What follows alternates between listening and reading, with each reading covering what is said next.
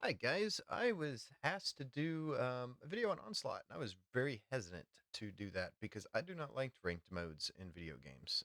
When I play a video game, I purely want to relax because the last thing I want to do after working 8 to 10 hours a day is come home and try really hard at a video game.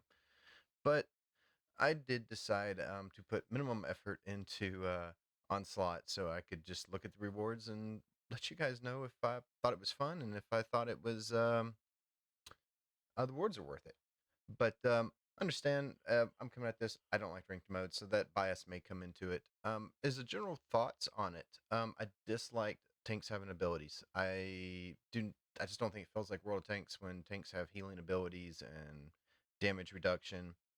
That being said, it's not the worst version of ranked that War Gaming's ever had. It's an improvement on their last system.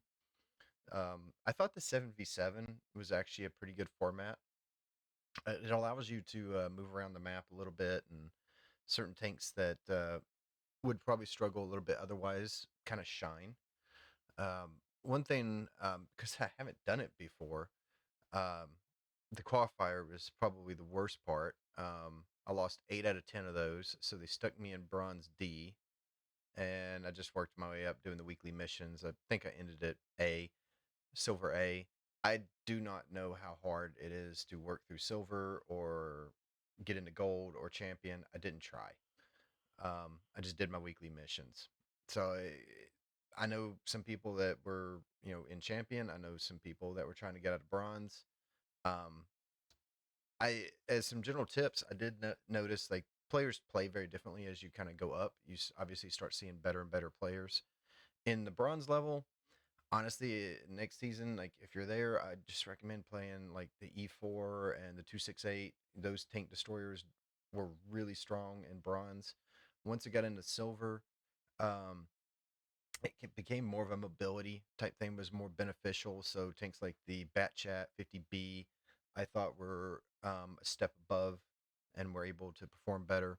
So just something to kind of keep in mind. As for the rewards,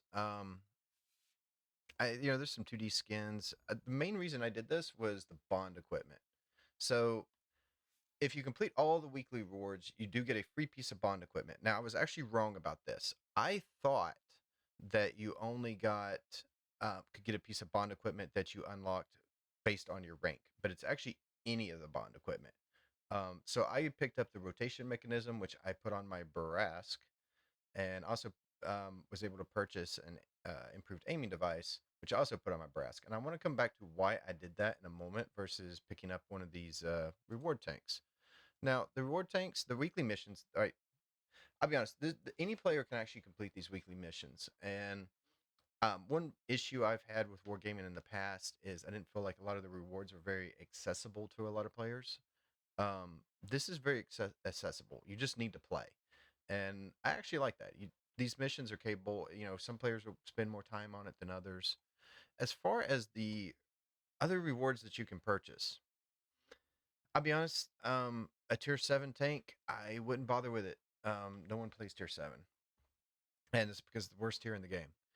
The 3D scans, these are pretty cool, and for 2,700 bonds, Um, yeah, sure. That's not a terrible deal, to be honest with you. I did purchase one of these. Some players will swear by this. I know some other players think it's a useless piece of equipment. I personally like it on a few tanks, so I got it. The Kampfpanzer 50T, 16,000 bonds. No, I'm not spending 16,000 bonds on this or the 1B. That's just a lot of bonds. And the reason I put the bond equipment on the Barask is I'd rather, if I was going to spend 15 or 16,000 bonds, it's going to be on equipment for a tank that I really enjoy playing. And while these aren't bad tanks, there's a lot of tanks in the game that are very similar or play just as well. They're good. There's lots of good tier 9 tanks. So these kind of rewards will not get me excited to playing. You can also pick up a exhaust.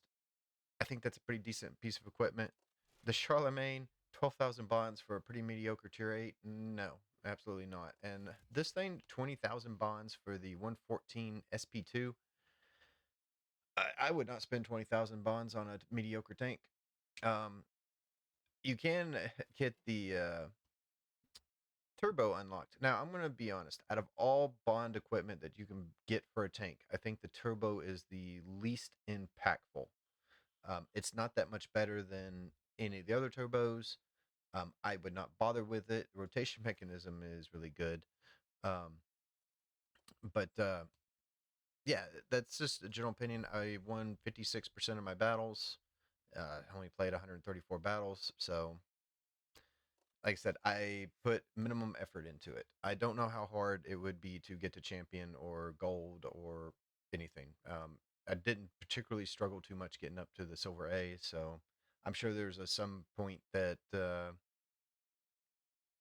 I would start seeing players that were considerably better than me pretty often, but I didn't really run into that, so I don't know. In general, I will play next season, at least for the bond equipment. I'm only going to do the missions. I will not be doing. I think uh, I think there was a player I saw in the ladder here. Uh, Whatever this guy's name is, um, almost 1,600 battles. Dark Ninja, very good player. 1,342 battles. Some of these guys obviously really like this mode. Um, I did not. It's just a ranked mode. Like I said, I don't want to work, all day to come home and play a ranked mode in a video game. So I want to relax. But yeah, guys, I mean, honestly, if you're on the fence of should you do Onslaught, my highest recommendation to you is just do the weekly missions. This season, they did a nice thing where they just kind of, you could, if you couldn't play for a week, you could actually make up for it the next week. Um, I would at least do that. You get some bonds out of it. You get enough credits to kind of pay for the game mode itself.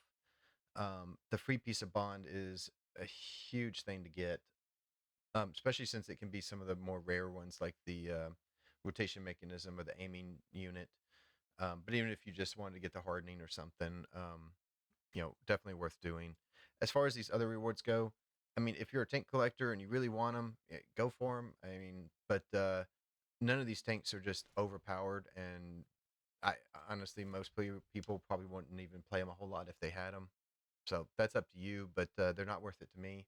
Like I said, if I'm going to spend bonds, it's going to be on equipment on a tank that I actually like playing. So that was my opinion of it, guys. Overall, I mean, wargaming not a bad ranked mode. It's not for me, but I will take the free piece of bond for just doing a few weekly missions, and that's not too bad. So that's it, guys. I'll try to have some more content out here pretty soon. I had to take a little bit of break. I was a little burned out, to be honest, but good luck to you guys in your battles, and hope to see you in a few of them.